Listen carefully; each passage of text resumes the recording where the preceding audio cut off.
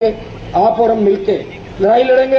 मैं तो आह्वान करता हूं आपको, अगर राजस्थान के अंदर आप लोग हमारे साथ आ जाएं तो 120 सीट आएगी राजस्थान के अंदर। देखने की आवश्यकता है। आंख बंद करके वोट डालो। मारवाड़ की 43 की 43, शेखावाटी की 15 की 15, हनुमानगढ़, गंगानगर, बीकानेर से लेकर आपकी जितनी सीटें हैं, ये 18, ये 6 चूरू, जयपुर से लेकर चित्तौड़ तक तमाम सीटें सिर्फ आप लोग और हम लोग एक हो जाए। मैं तो चाहता हूं कि विधायक आपके ज्यादा बने और मजबूत विधायक बने। विधायक बना के भी क्या कर लोगे? देखें आपने विधायक जो आपकी बात नहीं कह पाते, विधानसभा के अंदर बैठे रहते हैं, अगर नहीं बोल पाते तो कह रहे मैं तो बाहर जाके आ रहा हूं, चले जाते हैं। अपनी पार्टियों के खिलाफ बोलने की हिम्मत हर किसी के अंदर नहीं होती, और हिम्मत उन्हीं लोगों के अंदर होती है जो अपने कैरियर की चिंता नहीं करते। लोग कैरियर बनाने के लिए आते हैं राजनीति के अंदर। मैं कई लोगों को देखता हूं जो पहली बार एमएलए बने, जिनकी उम्र 25-30 साल है। मैं उनको कहता हूं तुम बोलते क्यों नहीं? बोले भाई साहब हमारा कैरियर तुम्हारा 2-3 दिन पहले तो सड़क पे था, बन गया होगा, आगे क्या रहेगा आगे नहीं रहेगा। चुनाव में जब दोबारा लोग वोट देंगे तभी तो कैरियर रहेगा। लड़ो, साथ दोगे तो आपकी कौम, समाज, किसान, तमाम लोग याद रखेंगे। दुर्भाग्य से जो क्रांति राजस्थान के अंदर आनी चाहिए वो अभी तक राजस्थान में नहीं आई। आप देखिए देश के अंदर 25 से ज्यादा स्टेट होंगे जहां इस देश में आपके जो ज्यादातर राज्य हैं उनके अंदर तीसरे मोर्चे और क्षेत्रीय पार्टियां बन गई। कहीं तो कांग्रेस और भारतीय जनता पार्टी का आता पता ही नहीं।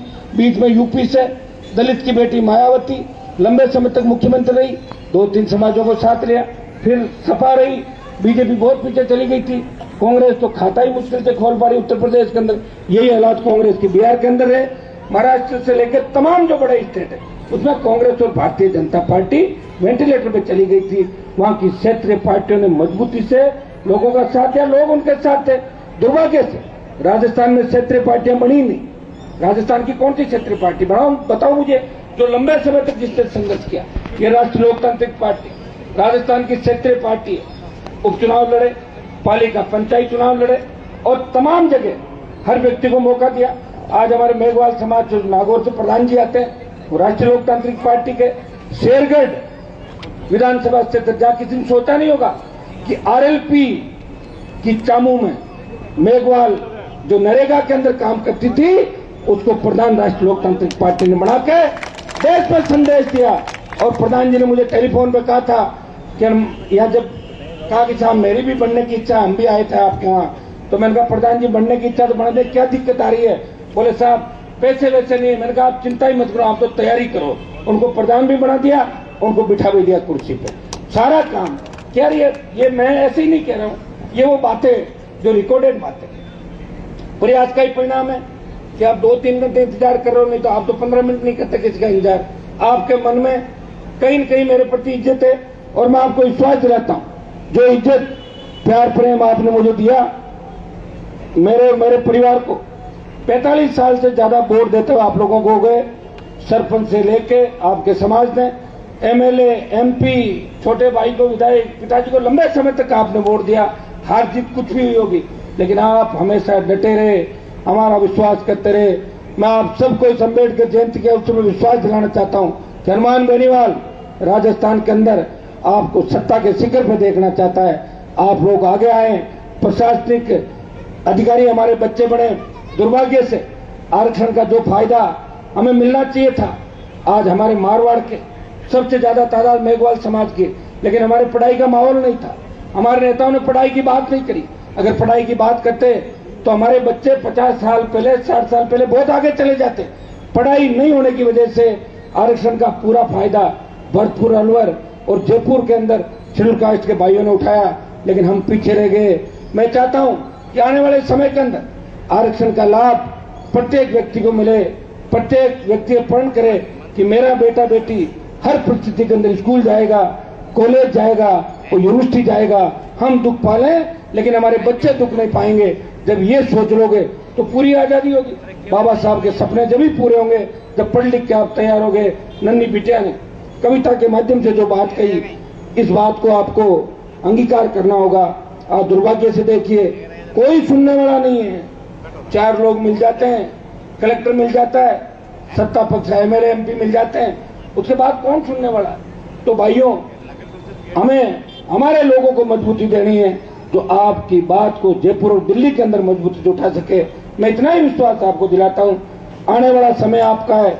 जो ऐतिहासिक कार्यक्रम आपने नगर परिषद के अंदर बाबा साहब की मूर्ति स्थापित करके एक मैसेज पूरे राजस्थान के अंदर दिया, देश के अंदर दिया, मैं बधाई देता हूं।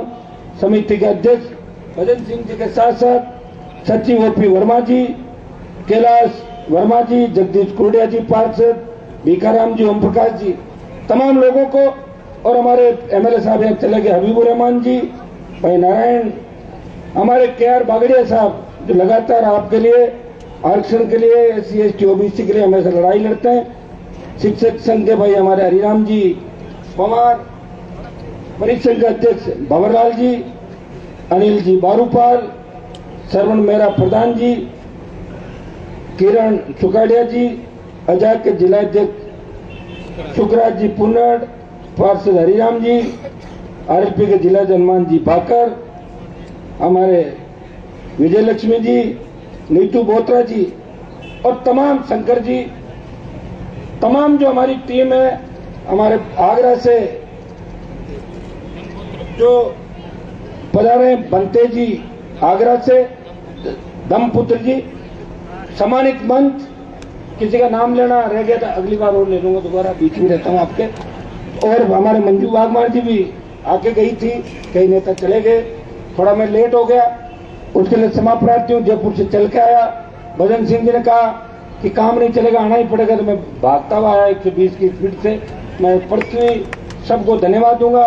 ऐतिहासिक कार्यक्रम करा के आपने पूरे देश और प्रदेश के अंदर संदेश दिया है। ये आप यहाँ बैठे जरूर हो, लेकिन पूरे देश के अंदर एक कार्यक्रम जा रहा है कि नागौर नगर परिषद सभागार के अंदर ये ऐतिहासिक कार्यक्रम हो रहा है, और इसके हजारों की तादाद में मैं इस बात का भी धन्यवाद दूंगा कि आप हजारों की तादाद के अंदर यहाँ पे आए हो।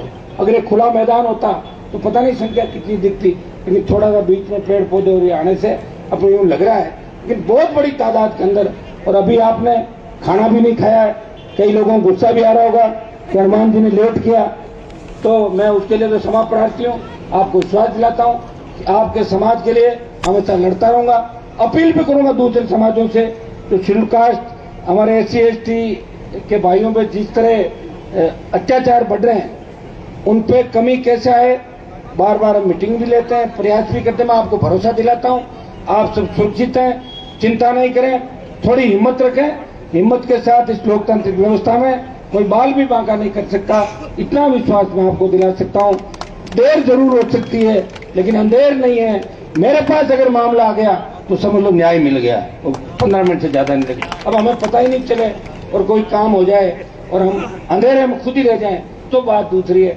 आप निश्चिंत रहें, वोट की जगह है, हम और आप एक हैं। शोषण आपका भी हुआ, शोषण हमारा भी हुआ, शोषण करने वाले कौन थे इस बात को आप अच्छी तरीके से जानते हैं। भाइयों में भी मनमुटाव हो सकता है, कुछ हमारे लोगों से भी नाराजगी हो सकती है, लेकिन हम सब मजबूती से आपके साथ खड़े।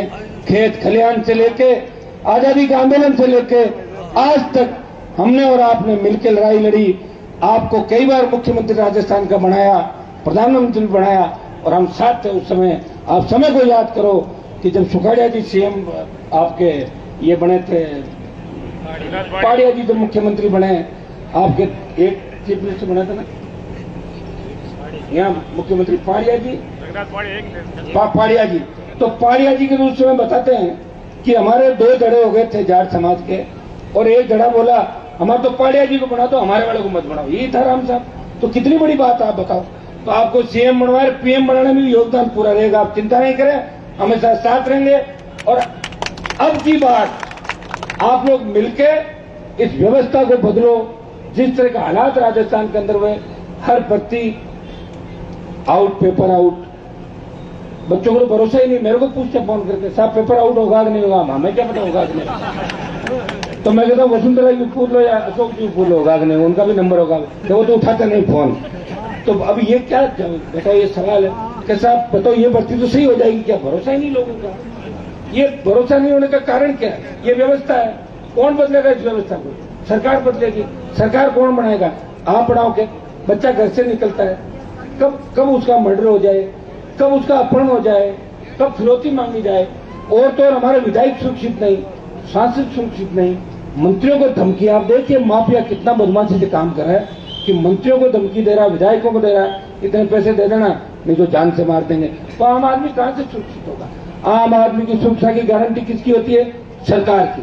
जब सरकारें खुद ही वेंटिलेटर पे होती है, पता ही नहीं कब फरमान जारी हो जाए, कब सरकार गिर जाए।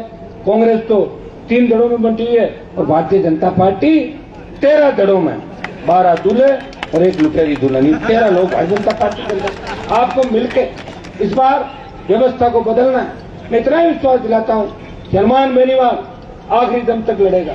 मैं तो सचिन पायलट को भी कहा, क्यों कांग्रेस के अंदर बैठ के अपना अपमान करवा रहे हो?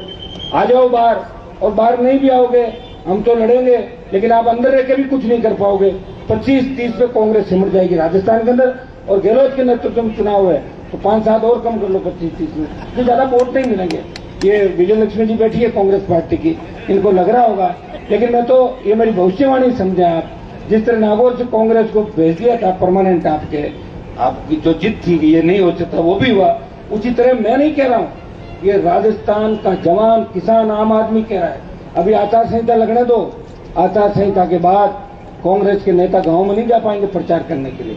तो मैं तो कांग्रेस के कई भाइयों को कहना चाहता हूं कि आचार संहिता तक तो मजे ले लो, और जैसे ही आचार संहिता लगे कूद के अपने अपने दलों में आ जाओ, अपने भाइयों के साथ आ जाओ, ताकि आने वाला समय ठीक रहे।